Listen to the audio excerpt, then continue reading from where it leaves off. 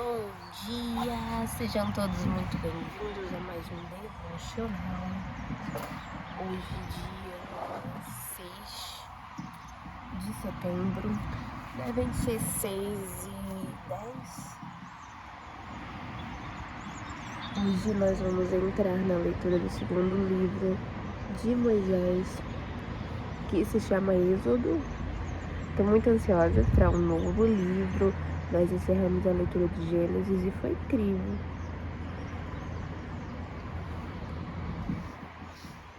O segundo livro de Moisés, chamado Gênesis.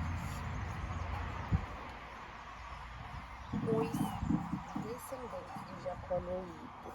Logo aqui no início já começa falando sobre os descendentes de Jacó. E aí na Bíblia, sempre que tiver uma passagem falando dos descendentes, daí vai ter o nome de muita gente. São estes os nomes dos filhos de Israel que entraram com Jacó no Egito. Cada um entrou com sua família. Daí aqui tem Rúben, Simeão, Levi, Judá, Issacar, Zebulon e Benjamim, Dan, Naftali, Gad e Asser. Todas as pessoas, pois, que descenderam de Jacó foram 70. José, porém, estava no Egito. Faleceu José e todos os seus irmãos e toda aquela geração, mas os filhos de Israel foram fecundos e aumentaram muito, e se multiplicaram e grandemente se fortaleceram, de maneira que a terra se encheu deles. Entremente se levantou um novo rei sobre o Egito que não conhecera a José. Ele disse ao seu povo: eis que o povo dos filhos de Israel é mais numeroso e mais forte do que nós. Eia, usemos de astúcia para com ele, para que não se multiplique e seja o caso que, vindo guerra, ele se ajunte com os nossos inimigos, peleje contra nós e saia da terra. E os egípcios puseram sobre eles feitores de obras para os afligirem com as suas cargas. E os israelitas edificaram a Faraó as cidades celeiros, Pitom e Ramassés. Mas, quanto mais os afligiam, tanto mais se multiplicavam, e tanto mais se espalhavam, de maneira que se inquietavam por causa dos filhos de Israel. Então os egípcios, com tirania, faziam servir os filhos de Israel, e lhes fizeram amargar a vida com dura servidão em barro e em tijolos, e com todo o trabalho do campo, com todo o serviço em que na tirania os servia. As parteiras desobedeceram a Faraó. Olha só, essa parte aqui é muito legal também, é uma história bem conhecida da Bíblia. O rei do Egito ordenou as parteiras hebreias, das quais uma se chamava Sifrá e a outra Puá, dizendo: quando servirdes de parteira às hebreias, examinai, se for filho, matai-o, mas se for filha, que viva. As parteiras, porém, temeram a Deus e não fizeram como lhes ordenara o rei do Egito. Antes, deixaram viver os meninos. Então o rei do Egito chamou as parteiras e lhe disse: por que fizeste isso e deixaste viver meninos? Responderam as parteiras a Faraó: é que as mulheres hebreias não são como as egípcias, são vigorosas, e antes que eles cheguem à parteira, já deram à luz a seus filhos. E Deus se fez bem às parteiras, e o povo aumentou e se tornou muito forte. E porque as parteiras temeram a Deus, ele lhes constituiu família. Então ordenou Faraó a todo o seu povo, dizendo: a todos os filhos que nascerem aos hebreus lançarás no Nilo, mas a todas as filhas deixarás viver.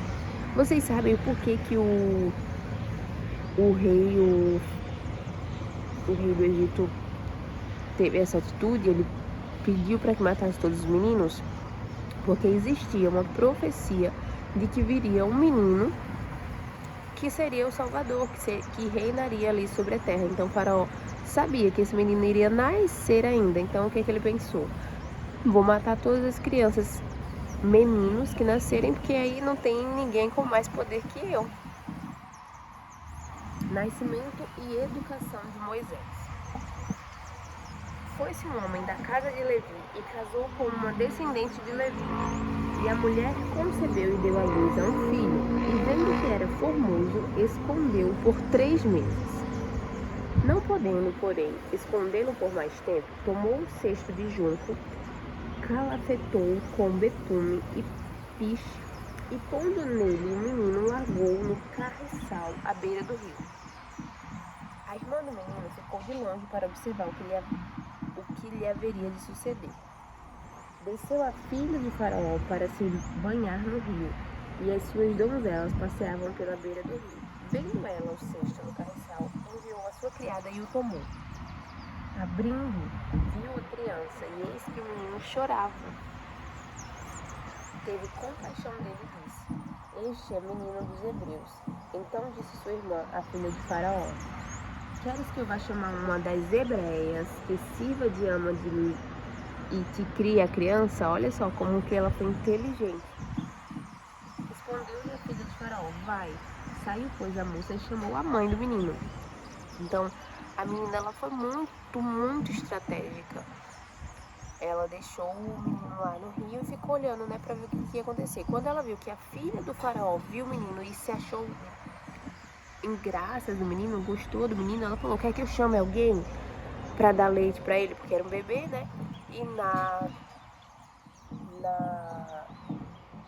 cidade, vamos dizer assim, as mulheres elas tinham tido os filhos e estavam sendo soltos no rio, então tinha muita mulher que estava com leite, que poderia amamentar e ajudar. Então ela falou: Quer que eu chame uma mulher para dar de mamar ele e crie ele para tu? Pra tu. Então, e ela foi e chamou a própria mãe do menino. Ela foi muito inteligente, muito estratégica. Então disse a filha de Faraó: Leva este menino e cria-me. Pagar-te-ei o teu salário. A mulher tomou o menino e o criou. E ainda estava recebendo um salário para isso. Deus faz as coisas do jeito que Ele quer, né? E Ele sempre faz infinitamente mais. Sendo o menino já grande, ela o trouxe à filha de Faraó, da qual passou ele a ser filho. Esta lhe chamou Moisés e disse: Por que das águas o tirei? Moisés mata um egípcio e foge para Midian. Naqueles dias, sendo Moisés já homem, saiu a seus irmãos e viu os labores penosos, e viu que certo egípcio espancava um hebreu, um do seu povo. Olhou de um e do outro lado, e vendo que não havia ali ninguém, matou o egípcio e o escondeu na areia. Saiu no dia seguinte, e eis que os 2 hebreus estavam brigando. E disse ao culpado: Por que espancas o teu próximo? O qual respondeu: Quem te pôs por príncipe e juiz sobre nós? Pensas matar-me como mataste o egípcio? Temeu, pois, Moisés e disse: Com certeza o descobriram.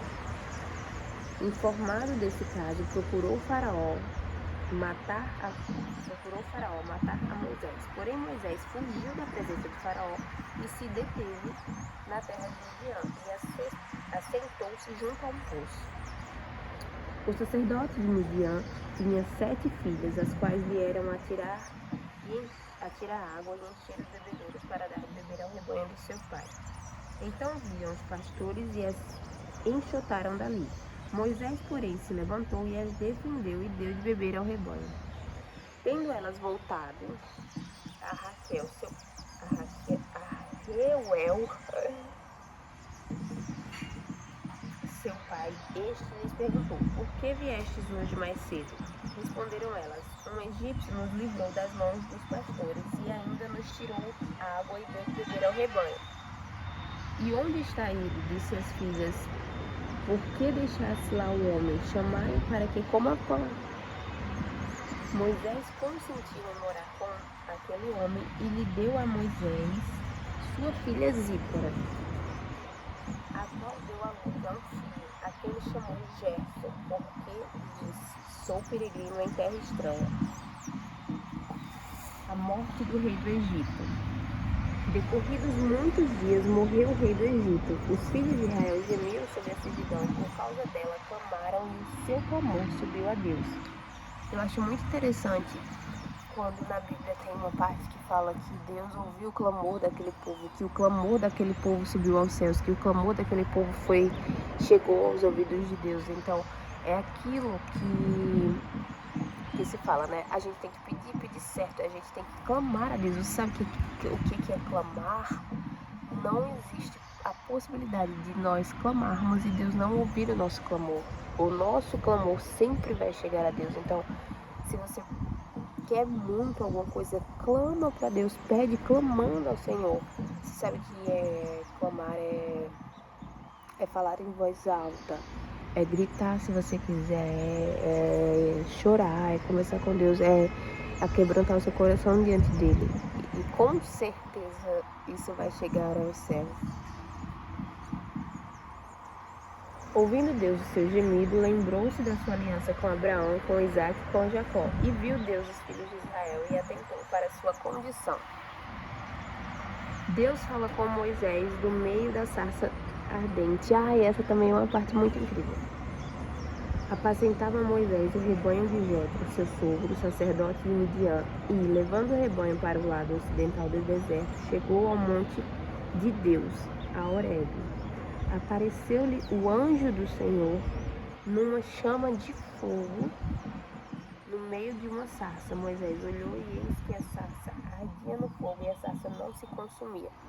Sarça é tipo uma árvore, tipo um arbusto, e ela estava queimando, ela estava no meio de uma bola de fogo, ela apareceu em volta a uma bola de fogo e ela não se consumia, ou seja, ela queimava e não acontecia nada. Por que isso acontece? Era uma forma de Moisés acreditar que aquilo ali era uma obra de Deus, era Deus tentando falar com ele.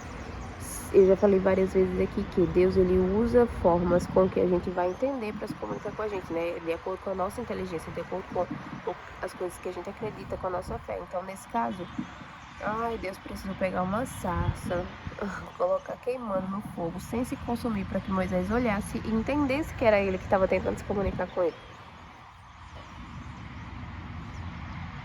Então disse consigo mesmo: irei para lá e verei essa grande maravilha, porque a sarça não se queima. Vendo o Senhor que ele se voltava para ver, Deus no meio da sarça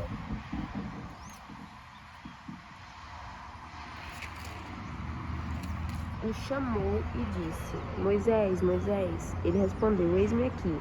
Deus continuou: não te chegues para cá. Tira as sandálias dos pés, porque o lugar em que estás é terra santa. Disse mais: eu sou o Deus de teu pai, o Deus de Abraão, o Deus de Isaque e o Deus de Jacó. Moisés escondeu o rosto porque temeu olhar para Deus. Disse ainda ao Senhor: certamente vi a aflição do meu povo que está no Egito e ouvi o seu clamor por causa dos seus exatores. Conheço-lhe o sofrimento. Por isso desci a fim de livrá-lo da mão dos egípcios e para fazê-lo subir daquela terra, uma terra boa e ampla, terra que emana leite e mel, o lugar do cananeu, do Eteu e do Amorreu, do Fareseu e do Heveu e do Jebuseu. Pois o clamor dos filhos de Israel chegou até mim, e também vejo a opressão com que os egípcios o estão oprimindo. Vem agora e eu te enviarei a Faraó, para que tires o meu povo, os filhos de Israel, do Egito. Então disse Moisés a Deus: quem sou eu para ir a Faraó e tirar do Egito os filhos de Israel? Deus lhe respondeu: eu serei contigo, e este será o sinal de que eu te enviei. Depois de haveres tirado o povo do Egito, servirei a Deus neste monte. Servireis a Deus nesse monte. Disse Moisés a Deus: eis que, quando eu vier aos filhos de Israel e lhes disser: o Deus de vossos pais me enviou, a vós outros, e eles me perguntarem qual é o seu nome, que lhes direi? Disse Deus a Moisés: Eu sou o que sou. Disse mais: Assim dirás aos filhos de Israel: Eu sou, me enviou a vós outros. Disse Deus ainda mais a Moisés: Assim dirás aos filhos de Israel: O Senhor, o Deus dos vossos pais, o Deus de Abraão, o Deus de Isaque e o Deus de Jacó me enviou a vós. Este é o meu nome eternamente, e assim serei lembrado de geração em geração. Deus, ele estava tentando se comunicar com Moisés, né? Ele encontrou a sarça, colocou para pegar fogo, de forma que ela não se consumisse, para que Moisés acreditasse que era ele. Falou que ele estava aparecendo ali para que ele conseguisse salvar o povo ali do Egito, que estava sofrendo uma opressão. E Moisés a todo tempo se perguntando: mas por que eu? Qual que é a lógica? Quem sou eu para fazer isso? E Deus, passando todas as instruções: fala assim, faz assim, de tal forma. Deus estava preparando ele para realizar a missão que ele iria ter pela frente. E olha, vocês sabem da história de Moisés, né? Vai, ajunta os anciãos de Israel e diz-lhes: O Senhor Deus de vossos pais, o Deus de Abraão, de Isaque e de Jacó, me apareceu dizendo: Em verdade vos tenho visitado e visto o que vos tem sido feito no Egito. Portanto disse eu: Far-vos-eis subir da aflição do Egito para a terra do Cananeu, do Eteu, do Amorreu, do Fareseu, do Eveu e do Jebuseu, para uma terra que emana leite e mel. E ouvirão a tua voz, e irás com os anciãos de Israel ao Egito e lhes dirás: O Senhor Deus dos Hebreus nos encontrou. Agora, pois, deixa-nos ir caminho de 3 dias para o deserto, a fim de que sacrifiquemos ao Senhor nosso Deus.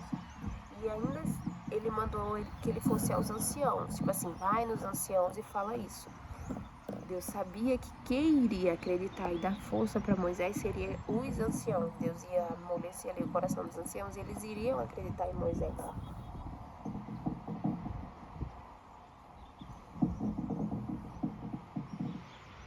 Eu sei, porém, que o rei do Egito não vos deixará ir se não for obrigado por mão forte.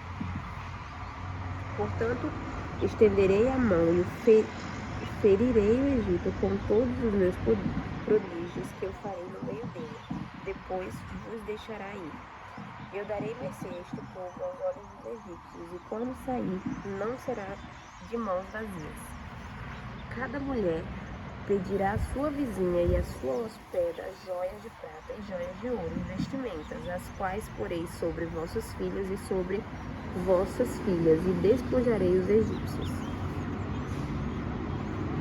Aqui na próxima parte tem assim: Deus concede poderes a Moisés. Amanhã nós vamos continuar com essa parte, mas é uma história muito linda que a gente está entrando agora, muito, muito conhecida. Eu acredito que a maioria das pessoas vão saber já do que se trata, né? Aquela história das pragas, onde vai começar a acontecer várias coisas, onde o coração do faraó não se amolece. Moisés precisa tentar muito para conseguir tirar o povo de lá. E por que o coração do faraó não se amolece? Deus sempre endurece o coração do faraó para que as coisas aconteçam para a honra e glória dele, para que as pessoas acreditem no poder dele. Então tudo foi planejado por Deus, igual tudo que acontece, né? Tudo que acontece, independente, é para a honra e glória de Deus, de alguma forma. E tem até uma novela, Os 10 Mandamentos, que passou aí, que é incrível, assim, interessantíssima, e uma forma das pessoas que não leram a Bíblia, que não têm esse costume, assistir a novela e entender um pouco mais sobre a história de Moisés, sobre o que está escrito na Bíblia. Mas nada se compara a você pegar a Bíblia e você ler, né? São escrituras sagradas e eu indico muito que você consiga fazer isso. Se você não conseguir, pelo menos acompanhe aqui o devocional todos os dias, que a gente vai fazer toda a leitura do Êxodo dessa forma mais simplificada, fazendo um estudo, parando, conversando sobre cada parte. E é isso. Hoje eu tô aqui no Rio, na Barra da Tijuca, e eu vim para uma conferência de ativação espiritual. É a maior conferência de ativação espiritual que existe. Serão 2 dias, manhã, tarde e noite, de muito estudo, de muita profecia, com os maiores líderes espirituais do mundo. Então vai ser muito lindo, eu tô muito ansiosa e já já eu tô indo.